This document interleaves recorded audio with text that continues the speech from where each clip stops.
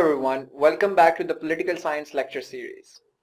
हमने अपने पिछले लेक्चर में नेशंस और स्टेट्स को डिस्कस किया था और उनके फंडामेंटल कैरेक्टरिस्टिक्स पर रोशनी डाली थी. Now we'll move on to a very important aspect of nations. As we have discussed that nations are artificial constructs. They are sort of imagined communities which have never always existed. यानी ये एक human intervention के जरिए ये actively forge की जाती हैं Nations, create की जाती हैं कौमें, ये हमेशा से एग्जिस्ट नहीं करती. तो कौन करता है इनको construct and how it is constructed? तो इसकी दो थ्योरीज हैं और both of them are equally valid. The first theory is that nations are constructed top down. Top down से मतलब कि इसका मतलब ये कि नेशंस आपकी गवर्नमेंट की पॉलिसीज के नतीजे में बनती हैं और इससे मुराद यानी स्टेट एजुकेशन किस तरीके की देती है. तो आपकी जो एजुकेशन है उसके अंदर क्या करिकुलम पढ़ाया जाता है, आपको कौन से नेशनल हीरोज बताए जाते हैं, which version of history you are taught, that actively shapes your national consciousness. एक बड़ी इंटरेस्टिंग चीज यह है कि 1965 की war which was fought between India and Pakistan, अगर आप नेशनल करिकुलम की टेक्स्ट बुक्स पाकिस्तान और इंडिया की उठा के देखेंगे तो you will find completely different versions of the 1965 war, different anecdotes. And that is why if you meet an average Pakistani, an average Indian, and ask them what their perspective on 1965 war is, it's going to be diametrically opposite. Why? Because the nations, these respective nations have been conditioned different way by their respective states. तो आपकी Nations आपकी रियासत की पॉलिसियों के नतीजे में कि वो आपको क्या करिकुलम पढ़ाती है, हिस्ट्री का कौन सा वर्जन पढ़ाया जाता है, आपके मॉन्यूमेंट्स कौन से बनाए जाते हैं, आपकी रोड्स के, आपके चौक, आपके इंस्टीट्यूशंस के नाम किन लोगों के ऊपर रखे जाते हैं, ये आपकी परसेप्शन बिल्डिंग करते हैं about your place and about the place of your larger social group in this world, that larger social group being your nation. जो second perspective है इसके ऊपर कि national जो identity है वो सिर्फ और सिर्फ आपकी states forge नहीं करती, but they are also bottom up. Bottom up से मुराद ये है कि आपकी बहुत सारी national identity के elements आपके लोग build करते हैं नीचे से, in influential people, but people, ordinary people nonetheless, such as poets, such as artists, such as scholars. तो अगर ये कहा जाए कि हमारी नेशनल आइडेंटिटी फोर्ज करने के अंदर इकबाल की शायरी का एक बहुत बड़ा एलिमेंट है. इकबाल इज अ पोएट जिन्होंने नीचे से हमारी नेशनल आइडेंटिटी फोर्ज करना शुरू की. फैज साहब की शायरी जो है उसका एक बहुत अहम किरदार है. तो वो आप इस तरीके से देखें कि नीचे पोएट्स फोर्ज करते हैं. आज की जो मॉडर्न नेशनल नेशनहुड का जो कॉन्सेप्ट है पाकिस्तान के अंदर, या एक नेशनैलिटी है, उसके अंदर हम देखते हैं कि जो मॉडर्न जनरेशन है वो कोक स्टूडियो से बहुत ज्यादा इंस्पायर्ड है और वो एक कॉमन चीज है जो बहुत लोग सुनते हैं और हमारे कल्चर का हिस्सा बन जाती है और हमारी आइडेंटिटी का हिस्सा बन जाती है. This may be very preemptive to say about the Coke studio, but Nusrat Fateh Ali Khan sahab, उनका जो म्यूजिक है, उनका जो म्यूजिक का स्पेशल जॉनरा कवाली उन्होंने पॉपुलराइज करवाया, वो हमारी नेशनल आइडेंटिटी का हिस्सा है और उसका कंटेंट भी हमारी नेशनल कॉन्शियसनेस को शेप करता है. तो ये दूसरी थ्योरी है. इन रियलिटी ये दोनों कॉन्सेप्ट्स, टॉप डाउन अप्रोच और बॉटम अप अप्रोच, ये आपस में इंटरैक्ट करती हैं और ये इंटरैक्ट करके एक यूनिक सेंस, एक unique conception of belonging to a particular nation generate करता है. तो आपका पाकिस्तानी होने की जो असास है, उसके जो फीचर्स हैं, that also comes from what you have been taught at school by a curriculum that was deliberately designed by Pakistani state. It also comes from what you implicitly absorb when you live in Pakistan. Like आप अपनी national heroes का आपको curriculum से भी पता चलता है, मगर आपको अपने हीरोज का अपने रोड्स के नाम जिन लोगों पे रखे जाते हैं, जो इंस्टीट्यूशंस के नाम जिन लोगों पे रखे जाते हैं, डिपार्टमेंट्स के नाम जिन लोगों पे रखे जाते हैं, मेडल्स और अवार्ड्स जिन लोगों के नाम पे दिए जाते हैं, ये भी इम्प्लिसिटली आपको ट्रेन करता है कि ये आपके हीरोज हैं, वो आपकी नेशनल आइडेंटिटी फोर्ज करता है। इसी तरह एट द सेम टाइम आपकी जो पोएट्स हैं, जो आपके राइटर्स हैं, जो आपके स्कॉलर्स हैं, ये लोग भी उतनी ही आपकी कंसेप्शन फोर्ज करते हैं about your particular and unique source of identity. तो आपकी नेशन इन तमाम फीचर्स के इंटरेक्शन के नतीजे में आपके सामने आती है। तो ये तो हो गई बात आपकी नेशंस की। तो हमने देखा एक चीज हो गई आपकी रियासत, द स्टेट, और दूसरी हो गई आपकी कौम, द नेशन। और अगर आप इन दोनों को मिक्स कर दें, इनको मिला दें, तो बनती है कौमी रियासत, नेशन स्टेट, जो कि हमारा अगला टॉपिक है। Nation state is a homogeneous nation that is governed bye its own sovereign state. इसका मतलब क्या है कि अगर हर नेशन को, हर वो ग्रुप ऑफ पीपल जो अपने आप को एक यूनिक आइडेंटिटी के तौर पे देखता है, अगर उसको सेल्फ गवर्नमेंट दे दी जाए, उसको खुद गवर्नमेंट का इख्तियार दे दिया जाए, तो वो एक नेशन स्टेट बन जाएगी। एक छोटी सी मिसाल ये कि जैसे पाकिस्तान की इंडिपेंडेंस स्ट्रगल थी, जिना की सारी स्ट्रगल, वो इस चीज के ऊपर बेस करती थी कि मुसलमान कॉन्स्टिट्यूट अ सेपरेट नेशन, और नेशन स्टेट के प्रिंसिपल के तहत हर नेशन को यह इख्तियार होना चाहिए कि वो खुद अपने आप को गवर्न करे, ना कि कोई और नेशन उस पर करे। तो उनकी टू नेशन थ्योरी बेसिकली इस नेशन स्टेट के पर्सपेक्टिव में रहती थी। तो अगर इसको एक ज्यादा, अगर आप पॉलिटिकल साइंस के जार्गन में बात की जाए, तो you can say that nation state is basically conforming political borders with your cultural borders। तो एक आपके कल्चरल बॉर्डर्स हैं इन द सेंस के जो आपकी नेशंस कॉन्स्टिट्यूट करती हैं, उनको और पॉलिटिकल बॉर्डर्स को अगर मिला दिया जाए कि हर कौम को उसको एक इंडिपेंडेंट रियासत बना दिया जाए, तो वो कौमी रियासत बन जाएगी। हर नेशन को अगर अपनी खुद सेल्फ गवर्नमेंट दे दी जाए, तो वो नेशन स्टेट बन जाएगी। आज का हमारा जो मॉडर्न निजाम है नेशन स्टेट का, ये हमेशा से इस तरीके से हमारे सामने नहीं आया था। It has developed over the course of millenniums. It has developed over the course of so many years, and so much blood and sweat has been shed in order to have the kind of political structure of nation states that we have today. तो इसको briefly इसकी evolution को हम देख लेते हैं। आपने एक चीज नोट की कि मैंने ये चार्ट के जो पिक्टोरियल रिप्रेजेंटेशन इस्तेमाल किया, it is not just because it's easier to understand, मगर आप भी पेपर के अंदर जितनी ज्यादा फ्लो चार्ट्स, डायग्राम्स या इस किस्म की चीजें ऐड कर सकते हैं, उतना ही ज्यादा आपको स्कोर अच्छा, एफिशिएंट स्कोर करने में मदद देगा। The reason why I scored very high in political science is because I added as many charts to summarise the ideas. मैं पैराग्राफ में भी लिखता था उसको, मगर मैं उसको चार्ट्स की शक्ल में समराइज भी कर सकता था। तो हम ये देखते हैं कि पहले जमानों में, ये हम बात करेंगे जब इंसान ट्राइब्स में रहा करता था, जब like thousands of years ago, millenniums ago, when humans only lived in very small bands, tribal band societies के अंदर मुख्तलिफ ट्राइब्स में रहा करते थे। तो उन ट्राइब्स के अंदर छोटे छोटे कबीले हुआ करते थे, जिनके अपने छोटे छोटे गालबन सरदार हुआ करेंगे, और वो कम्युनिटी डिसीजंस के तहत और आपस में मिलके या अपना जो भी उन्होंने एक सुपीरियर बनाया होता था, वो डिसीजंस ले लिया करता था। With the course of time आपकी टेरिटोरीज आपस में मिलती गई, which I have mentioned here, consolidation of territories। तो मल्टीपल ट्राइब्स वॉर्स के नतीजे में, कॉन्क्वेस्ट के नतीजे में, इंटरमैरिज के नतीजे में, पॉलिटिकल अलायंसेस के नतीजे में टेरिटरीज आपकी आपस में ट्राइब्स की ऐड होके बढ़ती चली गई।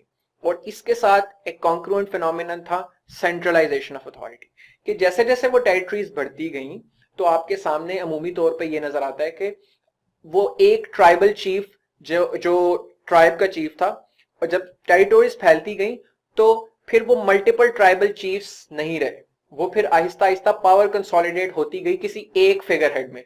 मे बी कोई एक ट्राइबल चीफ जो था, जो सबसे उनमें पावरफुल था, जिसने कॉन्क्वेस्ट करके जब बाकी ट्राइब्स को अपने अंदर शामिल करना शुरू किया, तो वो उनके ऊपर भी उसकी कमांड और अथॉरिटी एक्सटेंड होना शुरू हो गई।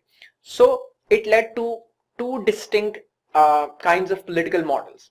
The one was the city-state model, and the other was the empires. Now, city-state model was something that was practiced in Italy, ancient Italy.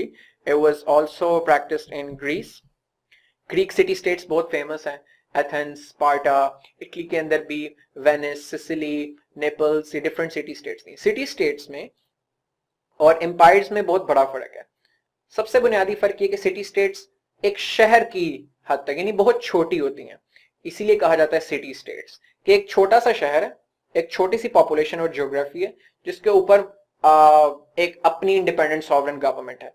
तो इटली तो इटालियन यूनिफिकेशन के बाद सामने आया, जर्मनी भी जर्मन यूनिफिकेशन के बाद सामने आया। पहले ये सिटी स्टेट्स हुआ करती थी, ये सिसिली की अपनी गवर्नमेंट थी, नेपल्स की कंप्लीटली इंडिपेंडेंट अपनी गवर्नमेंट थी, जो अपने तमाम तर मामलात में आजाद थे। वो स्टेट्स जो हमने शुरू में पढ़ा था अपने 4 कैरेक्टरिस्टिक्स, वो उन स्टेट्स पे अप्लाई, उन सिटीज पे अप्लाई हुआ करते थे। By contrast empires generally used to be very vast. Empires multi ethnic, multilingual, multinational, multicultural हुआ करती थी। तो आप अगर मुगल एम्पायर की बात करें तो आप जानते हैं कितनी बड़ी एम्पायर थी, जिसके अंदर साउथ एशिया पूरा इनकम्पस होता था। अगर आप ब्रिटिश एम्पायर की बात करेंगे, जो हम आगे जाके मजीद देखेंगे उसके अंदर, या आप यूरोप के अंदर मल्टीपल एम्पायर्स जो आती रही, कभी वाइकिंग्स की एम्पायर आई, डिफरेंट एम्पायर्स आपके सामने आते हैं। ये आपकी जो डिनेस्टीज मुख्तलिफ यूरोप के अंदर नजर आती हैं, हैब्सबर्ग एम्पायर, डिफरेंट एम्पायर्स आपके सामने आती हैं। वो इसका ऑल्टरनेट मॉडल था जिसमें ज्यादा बड़ी टेरिटरीज थी। लेकिन उनके अंदर भी 3 किस्म के मॉडल्स थे।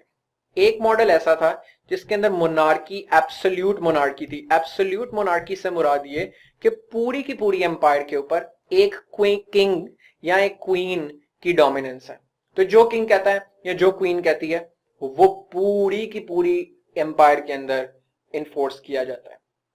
और दूसरा, ये मॉडल बहुत कम था, ज्यादातर फ्यूडल स्टेट्स थी, यानी है वो एक एम्पायर लेकिन वो फ्यूडलिज्म के ऊपर बेस करती थी। फ्यूडलिज्म पे बेस करने से उसका मतलब ये था कि चूंकि किंग और क्वींस बहुत सारी रियासतें जब कब्जा करते थे या उनको अपने साथ मिलाते थे, तो लोकल जो नोबिलिटी थी, यानी हर इलाके में जो बड़े बड़े एलीट के लोग थे, उन लोगों के सहारे, उनके बलबूते पर वो उन रियासतों को अपने अंदर शामिल किया करते थे। तो फिर वो उसका पॉलिटिकल कंट्रोल बहुत हद तक उन्हीं नोबिलिटी को, उसी फ्यूडल्स के कंट्रोल में रहने दिया करते थे। इसका मतलब कि जो किंग और क्वीन, थीरी में किंग और क्वीन तो होता था वहां का, लेकिन बहुत ज्यादा रियल अथॉरिटी ऑन ग्राउंड के टैक्स इकट्ठा करने की, मिलिशिया कंट्रोल करने की, मिलिट्री कंट्रोल करने की, वो लोकल नोबिलिटी और लोकल फ्यूडल्स के पास हुआ करते थे। तो इस तरीके से आपके सामने नजर आता है कि बहुत एब्सोल्यूट कंट्रोल नहीं हुआ करता था आपके मोनार्क्स का बहुत सी जगहों के ऊपर। प्रेडोमिनेंटली जितनी भी आपको ये मिडिल एजेस की एम्पायर मिलती हैं, 1500s में एम्पायर मिलती हैं, वो आपको फ्यूडल एम्पायर्स मिलेगी, जहां पे एक किंग और क्वीन तो ऊपर है but he is not all powerful, he depends on his wide network of feudals in every area controlling different aspects of that area. Third are the papal states. Papal states ये वो states थी जो कि church के control में थी, जो कि पोप के कंट्रोल में थी। इसके अलावा एक कंट्रोल जो चर्च बहुत एक्सर्ट करता था उस वक्त में, वो कोऑर्डिनेट करता था, कोऑर्डिनेशन होती थी किंग की मिडिवल यूरोप के अंदर, यानी जिसको भी क्राउन करना है, आपने किंग बनाना है, तो कैथोलिक स्टेट्स के अंदर वो पोप या बिशप उनको क्राउन किया करता था। तो बहरहाल इससे कहने का मुराद ये था कि इस वक्त में भी किंग्स और क्वींस की एब्सोल्यूट पावर नहीं हुआ करती थी, वो भी अक्सर हद तक it was checked by the papal power और बाय द फ्यूडल पावर।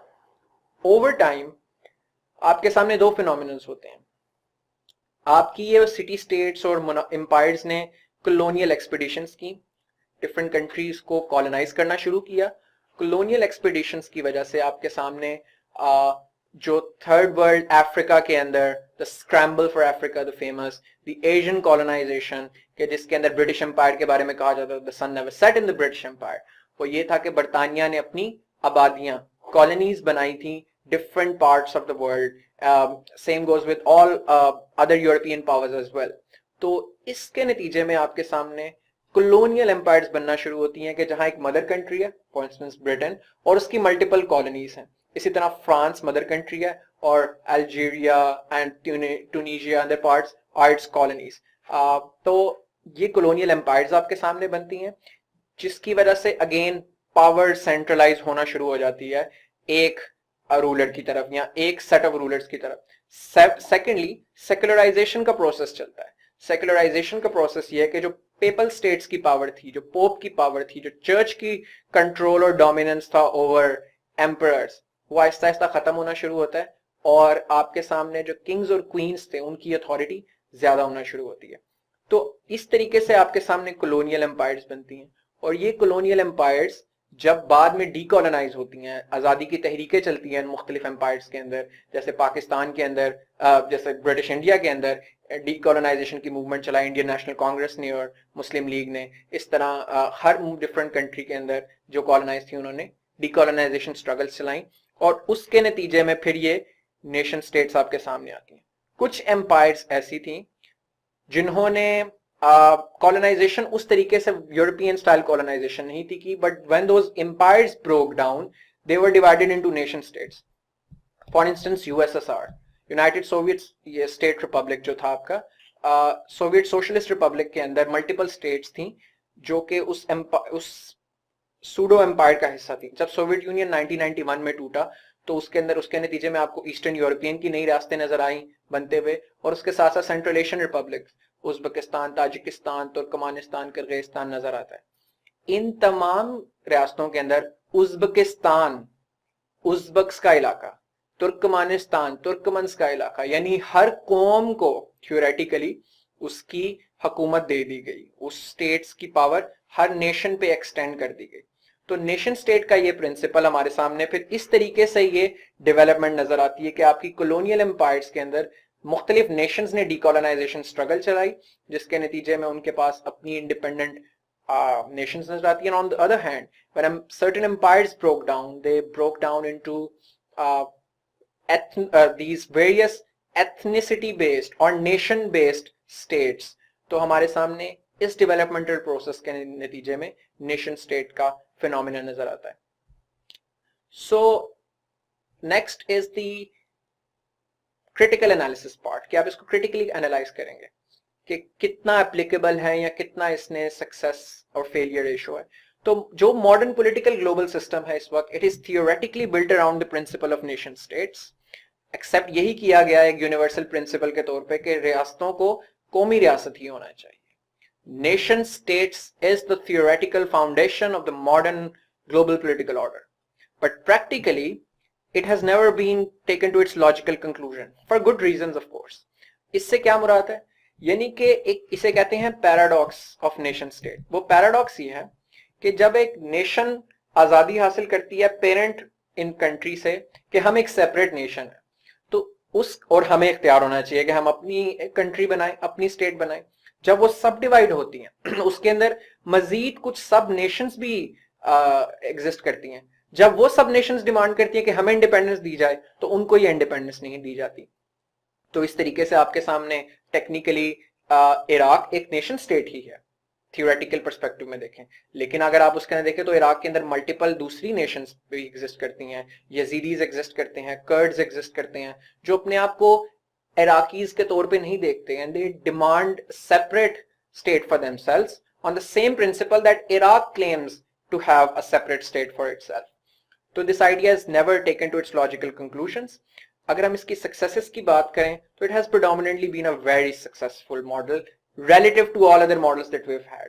ये स्टीवन पिंकर ने अपनी किताब में, जिसका हवाला यहाँ पे दिया हुआ है, उसके अंदर बताया किस तरह हिस्टोरिकली वायलेंस डिक्लाइन हुआ है। इवन दो आप सुनते रहते हैं वर्ल्ड वॉर्स और आज के दौर में बहुत जंगें हो रही हैं, तो यू माइट असूम कि ये हम बहुत बुरे टाइम पे रह रहे हैं, but empirically we're living at the most peaceful time in the history of human existence, and this is probably because of multiple nations getting their right and claim to their own separate statehood, and जिसकी वजह से आपकी conflict, आपकी ये सारी चीजें Aahista Aahista decline होना शुरू हो गई, आपकी कॉन्फ्लिक्ट डिक्लाइन होना शुरू हो गई, वायलेंस डिक्लाइन होना शुरू हो गया।